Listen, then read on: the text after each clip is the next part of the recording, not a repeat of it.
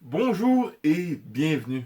Aujourd'hui, nous allons répondre à la question: est-ce que pour la création de Whole Hobe, est-elle basée sur le personnage de Scratch? Mais avant de répondre à la question, nous allons regarder ensemble leur biographie, mais aussi comment ils ont eu l'idée de leur création. Commençons par Scratch.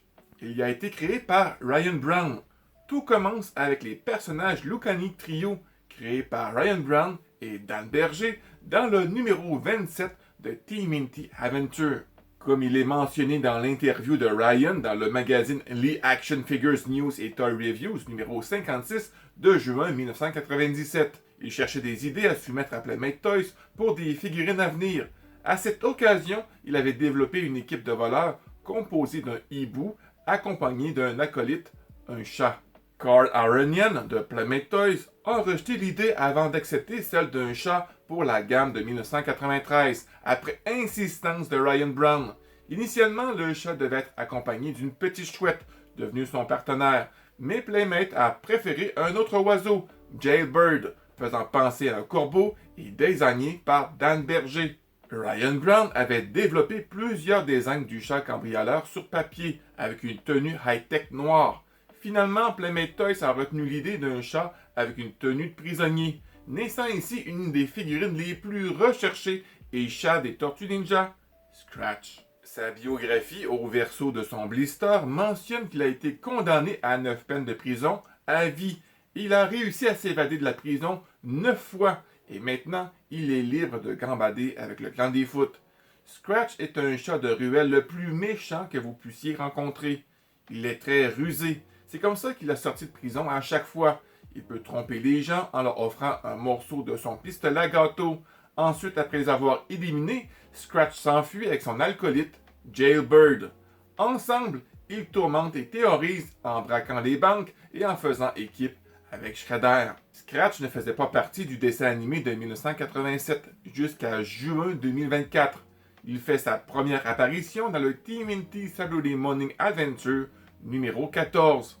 Les auteurs ont déclaré vouloir placer cette série entre les saisons 7 et 8 du dessin animé en se permettant certaines libertés et de canoniser le comique au dessin animé. Toutefois, certaines incohérences découlent de ces libertés. Personnellement, je ne la considère pas cet univers comme canonique à la série du dessin animé, mais bien deux univers distincts, bien que très proches. Mais libre à vous de la canoniser ou pas. Donc, dans cet univers, son histoire est complètement différente de celle écrite au verso de sa figurine.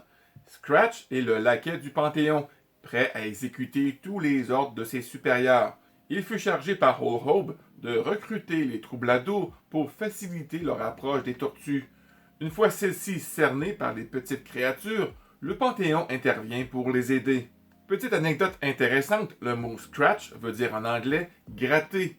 Mais Old Scratch ou Mr. Scratch est un surnom ou pseudonyme du diable, le plus souvent utilisé en Nouvelle-Angleterre à l'époque de la guerre civile américaine. Maintenant, autour de Whole Hobe. Tom Waz a mentionné dans le IDW TMNT in Oral History, qui se retrouve dans le TMNT numéro 93, page 26, que Chris Yoll avait proposé d'incorporer un mutant, là où le scénariste n'avait pas l'intention d'en montrer trop dès le début. L'idée lui plaisait, il la creusa jusqu'à lui chercher des surnoms anciens que l'on donnait au diable. Il pensait à Old Scratch ou encore Whole Hobe. Il choisit donc ce dernier. Toutefois, vers la fin du paragraphe, il tient à préciser qu'à aucun moment il n'avait à l'esprit la figurine de Scratch de Playmate Toys de 1993, elle-même inspirée du personnage d'Halo-Cat du TMNT Adventure numéro 27, qu'il ne connaissait pas encore à ce moment. À l'origine, Whole Hobe était un chat appartenant à un petit garçon du nom de Billy. Il vivait comme un vrai roi avec des caresses, un coin douillet, de l'attention et de la nourriture, mais ne faisait pas l'unanimité au sein de son foyer. Son maître était censé nettoyer également ses excréments, ce qu'il ne faisait jamais. Sa mère fut furieuse, saisit le félin par la peau du cou et le jeta hors de sa maison sous les yeux du petit Billy. Hobe ne comprenait pas ce qui lui arrivait. Devenu un chat de gouttière, il fit la connaissance des tortues et de Splinter alors qu'ils n'étaient pas encore devenus des mutants. Lorsque le bocal des tortues avec le mutagène frappa le sol, à ce moment, Whole Hobe, qui vagabondait dans la ruelle, se précipita sur Raphaël et le prit dans sa gueule afin de l'emmener plus loin pour le dévorer. Splinter se jeta sur lui et mordit son œil droit, qu'il perdit.